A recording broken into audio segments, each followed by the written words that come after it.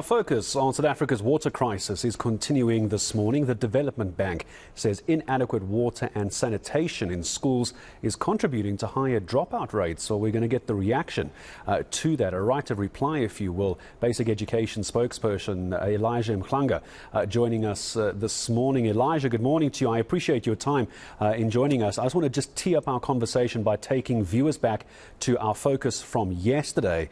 Elijah, I'm sure you'll be able to hear this soundbite as well. It was part of our focus on water. This is what you and I are going to be talking about, the issues of water in schools. I'm going to give you a chance to react in a moment, Elijah, so stay with me. Let's just take you back to a discussion we had here on the show yesterday. We'll talk to schools. Schools will tell us that there's no water. And then you try to talk to the department. And sometimes you don't get answers from the department that what is really happening. Like, for instance, I'm talking to you. I went to the department and said, the second office, then talk to them. They said, no, we are not responsible. The people responsible are the district. I went to the district. They were delivering water, but up to now, we don't know what is really happening. Because the truth of the matter is that they must address this question of water infrastructure so that we don't have problems in that. Now, when schools are reporting these matters, then you don't know, because we don't have the money. The money is with them. Then they have got the power to construct infrastructure in schools and provide water in schools where they could not.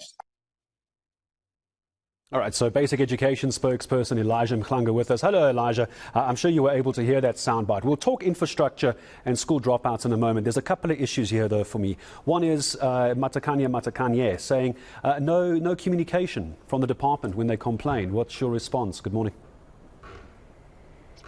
Good morning, Gareth. Thank you so much. I must say that I'm extremely disappointed with the response by Mr. Matakanye there, because he's an experienced educationist, someone who has been in the sector for a very long time. You would be expected to know that the Department of Education does not provide water. We are a recipient, we are a beneficiary of the water services from the relevant authorities, whether it's the Department of Water and Sanitation or whether it's Water or any other water provisioning body for that matter. So what happens in a school is that if there is no water, the school will report to the circuit, or the school will report to the district. The district will tell the school how to manage the crisis. Because once there is no water in the school, the school needs to find a way to manage, because we've got a large number of learners, teachers who need water for a proper hygiene practice that should be happening at the school. So we hear someone like Mr. Matakanye, who's responsible for leading an SGB association, saying something like that. It's extremely disappointing. Also because once a month, the Director General meets with SGB associations, teacher unions, and all other stakeholders to update them on the developments in the basic education sector. So you're telling us that there is communication taking place, Elijah, but Matakanye also saying that they feel powerless. They are doing what they're supposed to be doing, getting hold of municipalities, reporting it, etc. I think the point he was making is that when they run out of options, your department should be the one that bails them out. It's not their fault, it's not your fault, you've explained that, but they're kind of coming to you for help and getting nothing on the other end of the line. No, there is an established practice. If there's no water in the school, we dismiss the school. It's not a good thing that learning is disrupted, but you cannot keep learners in the school if it's not healthy to do so in terms of hygiene standards. During COVID, we had standard operating procedures which were followed to manage the issue of water in schools. If there is no water, the environment becomes dangerous to keep learners, particularly those in primary schools, because they don't know how to manage without water, whether it is in the bathrooms or whether it is just for drinking. It becomes extremely difficult to operate. So schools should know what should happen. So as a leader, he should be guiding schools on what to do rather than acting desperate, because he should be knowing what the South African Schools Act says SGBs should do.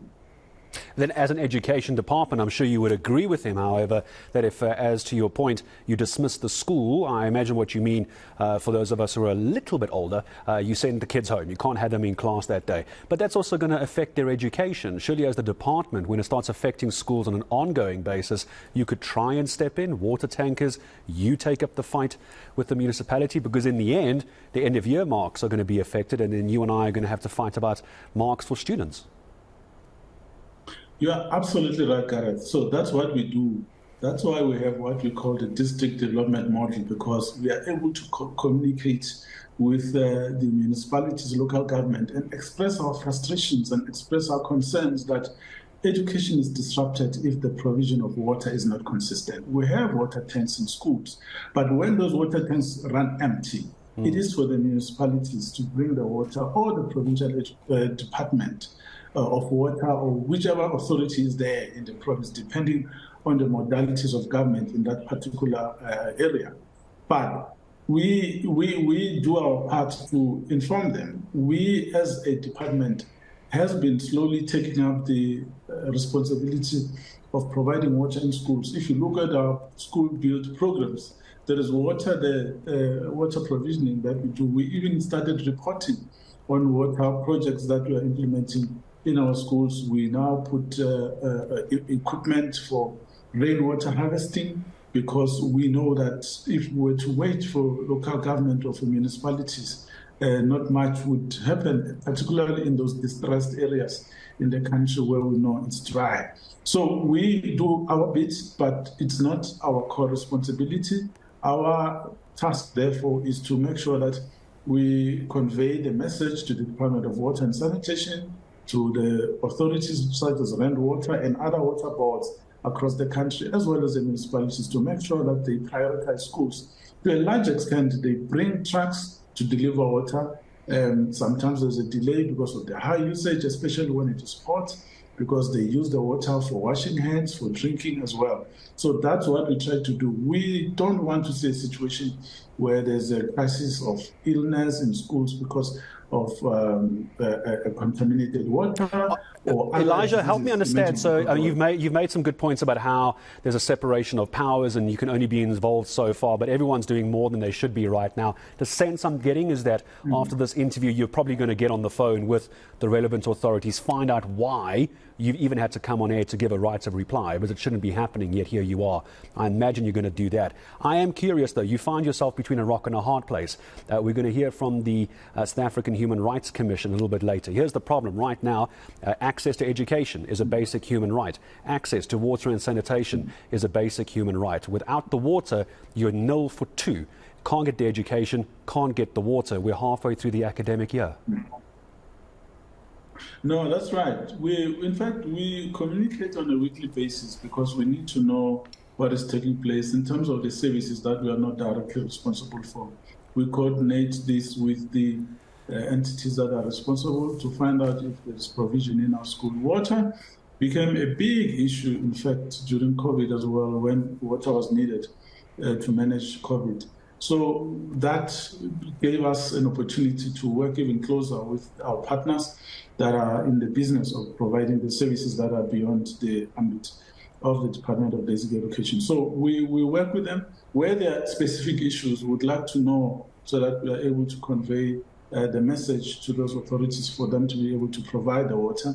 But we rely on districts as well to move in swiftly to manage situations which emerge and bring the local government authorities in those areas to ensure that they bring just as I say goodbye to you, Elijah, so who's going to phone who now after the interview? Are you going to be phoning Matakanya, or is Matakanya have to phone you? Let's just wrap this up, move the story forward. Well, I'll call him and ask him why he said the things that he did, because he has access to all the information. He has access to me. He has access to all the district directors in the country. He has access to the minister. He has access to the DG and the HOD. So don't complain as though you don't know what to do when, in fact, you are part of the system. You are inside due to the powers given to you by the South African Schools Act. All right, appreciate your time this morning. Basic Education Spokesperson Elijah Mhlanga. It's a complicated issue. There's a lot of moving parts, and I appreciate your time. It's talking about the department's efforts to provide potable, safe and hygienic water for public schooling. It's 18.